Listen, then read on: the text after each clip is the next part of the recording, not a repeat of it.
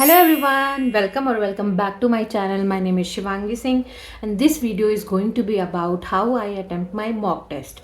तो इसमें हम तीन चीज़ें डिस्कस करेंगे, बेसिक पॉइंट्स। सबसे पहला पॉइंट, सब्जेक्ट का टाइमिंग, किस सब्जेक्ट पे कितना टाइम देना है।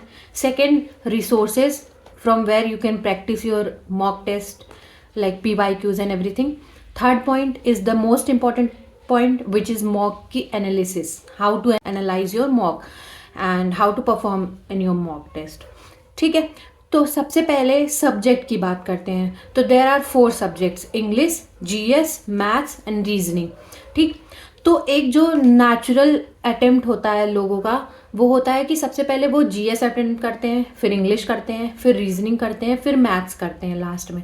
ठीक, अब मैं बताना चाहूँगी टाइमिंग्स, आपको कितना कितना टाइम देना है एक सब्जेक्ट के लिए। तो जैसे मैथ्स के लिए आप सबसे स्टार्टिंग करते हैं, जीएस के लिए आपको देना है 3 से 4 minute, not more than that. उतने टाइम में आपको कोशिश करना आप हर क्वेश्चन से गो थ्रू कर जाओ। नेक्स्ट आता है हमारा इंग्लिश। इंग्लिश में हमें 8 से 9 मिनट मैक्स इतना देना है एक बार में। उसके बाद नेक्स्ट आता है रीजनिंग। रीजनिंग में आपको 12 से 15 मिनट के बीच में देना है। फिर उसके बाद आता है हमारा मैथ्स। मैथ्स में आपको 20 मिनट्स देना ही देना है। ठीक, उसके बाद अब बचा हमारे पास कुछ 5-10 मिनट, हमारे पास जो भी एक्स्ट्रा बचेंगे, उसमें आपको क्या करना है, वापस से उन क्वेश्चंस को क्या कहते हैं गो थ्रू करना है जो आपने पहले छोड़ा या मार्क फॉर रिव्यू के लिए छोड़ दिया है। अब सबसे इम्पॉर्टेंट पॉइंट, हमें स्किप करने आना चाहिए क्वेश्चंस को।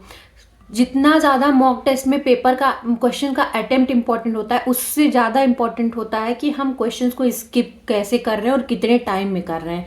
लेट्स से कोई हमने मैथ्स का क्वेश्चन खोला, वो ऐसा है जिसमें आपको नहीं समझ में आ रहा है कि इसको अटेम्प्ट कैसे करें, आपको तुरंत क्लिक नहीं हो रहा है, तो आप तुरंत उस चीज़ को स्किप कर दो। मे बी लास्ट में आपको आइडिया लग जाए कि वो कैसे करना है कैसे नहीं, बट अगर स्टार्टिंग में भी आप उसको टाइम दे दोगे तो बहुत प्रॉब्लम होगी आपके लिए।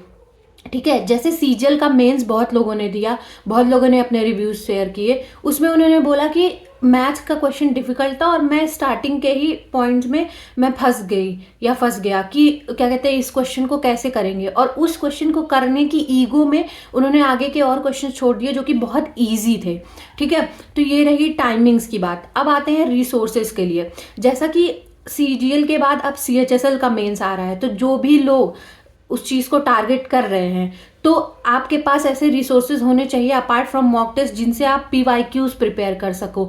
सो अभी सीजीएल मेंस तो ख़त्म हो गया, but for CHSL what you can do is you can just by Oswal books CHSL PYQs। So hey you guys, presenting you 29 previous year solved paper of SSC CHSL by Oswald books.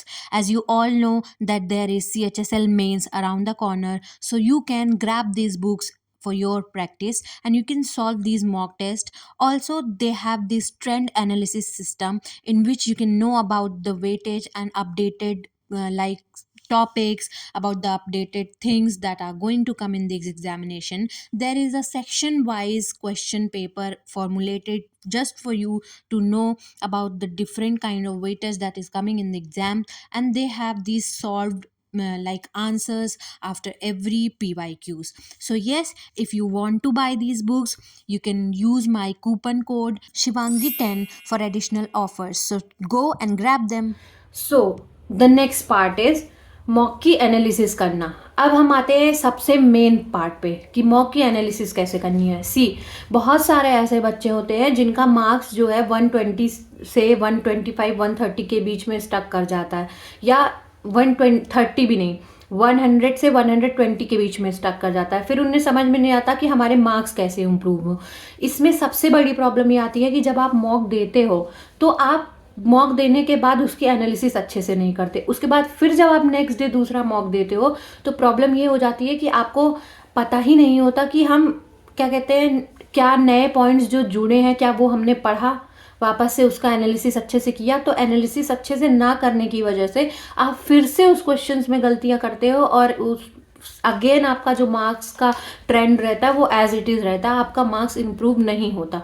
तो सबसे important point है कि आप एक छोटी सी notebook बना लो, let's say इतनी पतली सी नोटबुक कोई बना लो, ठीक है। उसमें अपने क्या करो, मॉक टेस्ट आप दो, जितने भी नंबर ऑफ क्वेश्चंस गलत हों उसमें क्वेश्चंस को मत लिखो, आप उन क्वेश्चंस के कॉन्सेप्ट को लिखो। तो आपका एक मॉक टेस्ट का एनालिसिस 1-2 पेज में आ जाएगा आराम से। आप कॉन्सेप्ट लिखो, बीट रीजनिंग, इंग्लिश, जीएस और मैथमेटिक्स, वॉटेवर, कोई भी क्वेश्चन गलत हो उसका कॉन्सेप्ट लिखो। और कॉन्सेप्ट लिखने के बाद अगले दिन जब आप मॉक टेस्ट दो तो आप उसका एनालिसिस अच्छे से करो। ट्रस्ट में, आप 100 मॉक टेस्ट परफॉर्म करते हो उसमें आप कैसे भी मार्क्स लाते हो, लेकिन अगर आप 50 मॉक टेस्ट ही पेपर के पहले दे के जाते हो बट उनकी अच्छे से एनालिसिस करते हो तो आपके 100 मॉक टेस्ट के बजाय 50 मॉक टेस्ट से ही आपके स्कोर बहुत ज़्यादा होंगे। लोग क्या गलती करते हैं कि वो मॉक तो दे देते हैं तो उन्हें लगता है कि मैंने तो बहुत अच्छा मॉक टेस्ट दिया है, बहुत सारे मॉक टेस्ट दिए हैं तो मेरे तो पेपर में बहुत अच्छे मार्क्स आएंगे, बट ऐसा नहीं है। अगर आप मॉक की एनालिसिस अच्छे से नहीं करोगे तो आपके अच्छे मार्क्स नहीं आएंगे। सो मेक श्योर करो कि आप अच्छे से मॉक की एनालिसिस करो। जो गलत क्वेश्चंस हैं आपके, जो अनअटेम्प्टेड क्वेश्चन है उसके कॉन्सेप्ट्स के लिए एक नोटबुक बनाओ and revise it before you give another mock.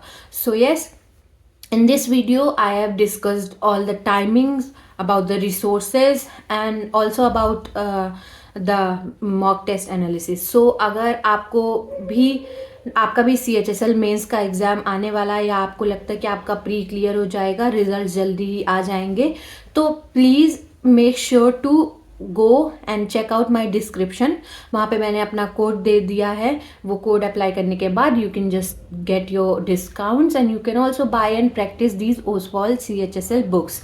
So yes, अगर आपको ये वीडियो अच्छी लगी हो so please like and subscribe to my channel. Bye guys.